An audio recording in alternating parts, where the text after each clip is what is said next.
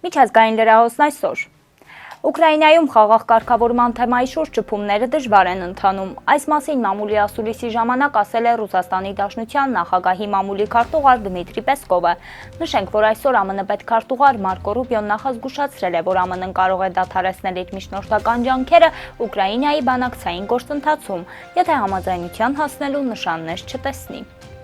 Շփումները բավականին բարդ են, քանի որ բնականաբար թեման հեշտ չէ, ուկրաինական կարգավորման թեման, լրագրողներին ասել է Պեսկովը։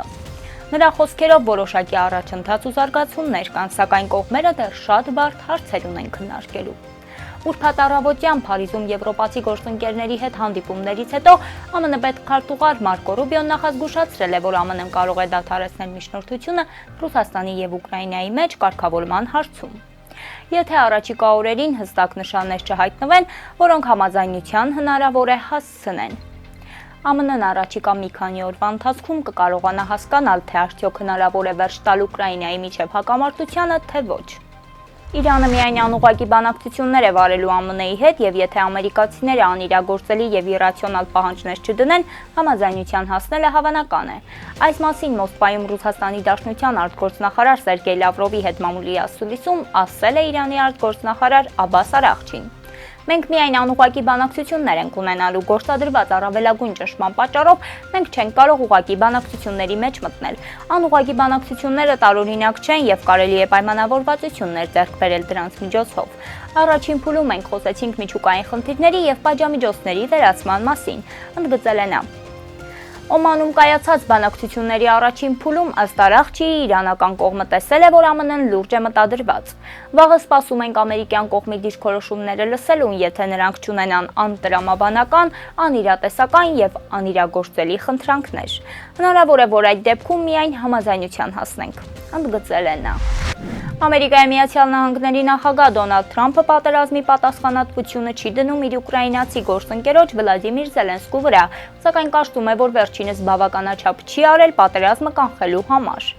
Այս մասին Թրամփը ասել է Սպիտակ տանը լրագրողների հետ հանդիպման ժամանակ։ Իհարկե, Ռուսաստանը շատ ավելի մեծ է, ավելի հզոր ու ռազմական ուժ է, բայց եթե խելացի ես, պատերազմի մեջ չես ներքաշվի։ Ես նրան, այսինքն Զելենսկիին, չեմ մեղադրում, բայց չեմ էլ տեսնում, որ նա լավ աշխատանք կկատարի։ Ես նրա երկրպագուն չեմ, փորձել է իր տեսակետը բարձրացրել Թրամփը։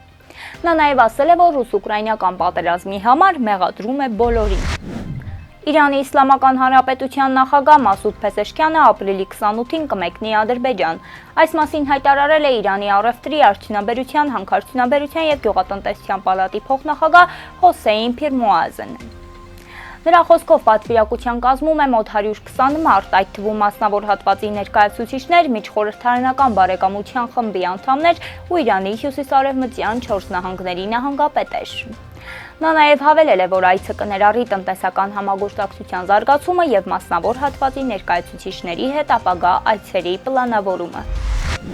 Ռուսաստանի Դաշնությունում ակտիվ լրատվամիջոցների թիվը շարունակում է նվազել։ Անցած տարվա արդյունքներով փակվել է 2970 լրատվամիջոց, որից կեսից ավելին տպագիր։ Այս մասին Ինտերֆաքս լրատվական գործակալության գլխավոր տնօրենի տեղակալ Յուրի Պոգորելին խոսել է Կոմերսանտ հրատարակչության կազմակերպած համաժողովում։ Լրատվամիջոցների ռեալիզացման ֆիզիկական ենթակառուցվածքը շարունակում է նեղանալ։ Տպագիր ԶԼՄ-ները ահավոր ծանր վիճակում են թե տարածման, թե ֆիզիկական արտադրության առումով, նշել է Պոգորելին։ Նա նաև հավելել է, որ նոր տպագիր մամուլի մեծ մասը ներկայացված է գիտական ու թեմատիկ ամսագրերով, ինչպես նաև ժամանցային հրատարակություններով։ Նոր գրանցված առցանց լրատվամիջոցների թվում են պետական կառույցների կայքերը։ Դրանք երկար ժամանակ է ինչ գործում են, սակայն այժմ ստացել են պաշտոնական կարգավիճակ։ Տպագրական արդյունաբերության ձեռնարկությունների միության տվյալներով վերջին 20 տարիների ընթացքում Ռուսաստանում մամուլի տաղավարների թիվը 4 անգամ նվազել է։ Կրպակների թվի կրճատման վրա մասնավորապես ազդում է վարձակալության բարձրացումը։ Դե ինչ, այսօրվա համար այսքանը, մնացեք Օրայգիր Նյուզի հետ։